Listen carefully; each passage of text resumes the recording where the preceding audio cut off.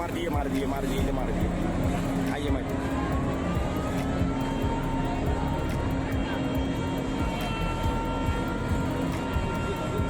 শেষ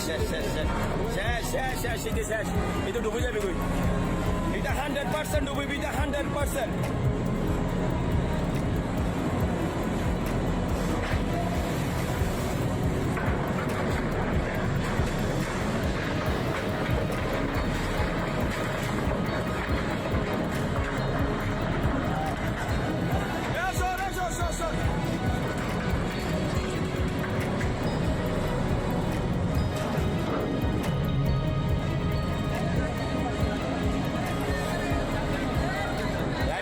Ada kayak gini sah, kalau dulu gini sah। 2022 সালের জুলাই মাসে জার্মানির রেলপথে দেখা যায় এক ভয়ঙ্কর দৃশ্য। একটা ট্রেন আগুনে জ্বলছে, অথচ সেটাতে কোনো চালক নেই। ট্রেনটা চালকের অনুপস্থিতিতে নিজে নিজেই চলছিল, আর চলতে চলতে হঠাৎ করেই আগুন ধরে যায়। আর মজার ব্যাপার কি জানেন, ট্রেনটা থামে না, বরং আগুনে পুড়তে পুড়তে পৌঁছে যায় পরের স্টেশনে।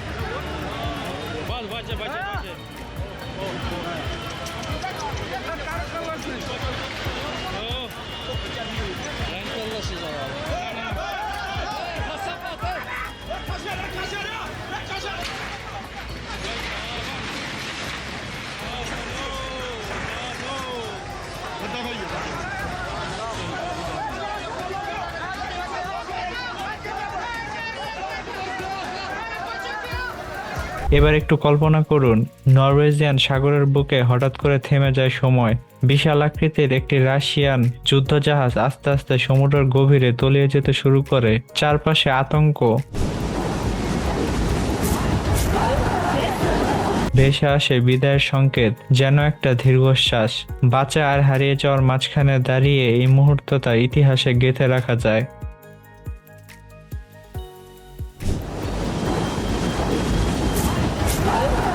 আর এইদিকে উসমার উপশহরে ঘটছিল একটা অদ্ভুত সুন্দর ঘটনা। প্রায় 40 বছর ধরে মানুষ পরিবহনের কাজ করা একটি পুরনো ফেরিকে 2012 সালে ইচ্ছাকৃতভাবে সমুদ্রের তলে ডুবিয়ে দেওয়া হয়।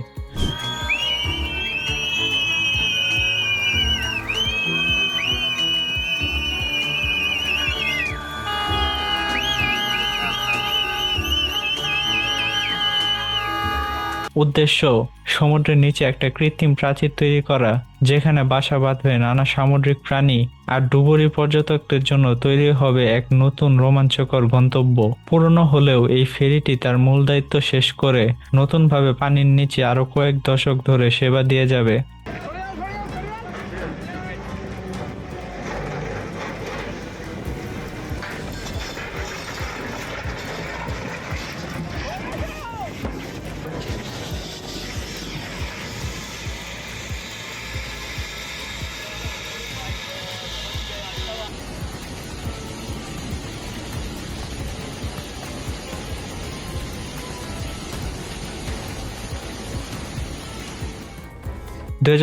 সালের আগস্ট মাসে পিনাকা শহরে অতিবৃষ্টির কারণে প্রায় 50 কিলোমিটার রেল লাইন পথ পানির নিচে তলিয়ে যায়। বৃষ্টির তীব্রতা এতটাই ছিল যে পানির উচ্চতা প্রায় প্ল্যাটফর্ম পর্যন্ত পৌঁছে গিয়েছিল। আর তখনই চোখে পড়ে এক অবিশ্বাস্য দৃশ্য। ট্রেনটা যেন সোজা পানির উপর দিয়ে দৌড়াচ্ছিল। প্রকৃতির কাছে মানুষের তৈরি সব অবকাঠামো কতটা অসহায় হয়ে পড়তে পারে, এই দৃশ্যই তার প্রমাণ।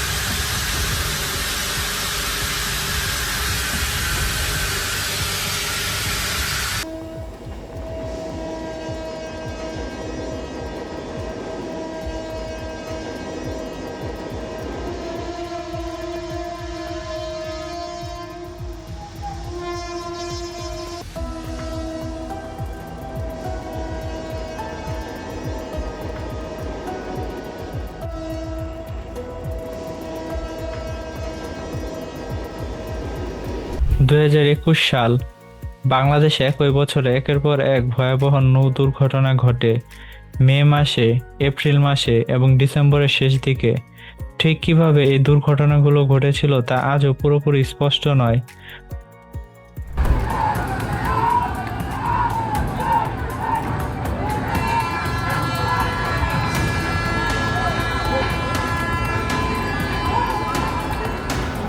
তবে যা স্পষ্ট তা হলো জাহাজগুলো যেভাবে কাত হয়ে পড়ছিল, যাত্রীরা যেভাবে বাঁচার জন্য ছুটছিল, সেই দৃশ্য ছিল বিভীষিকাময়। প্রতিটি মুহূর্তে ছিল জীবন আর মৃত্যুর মাঝামাঝি।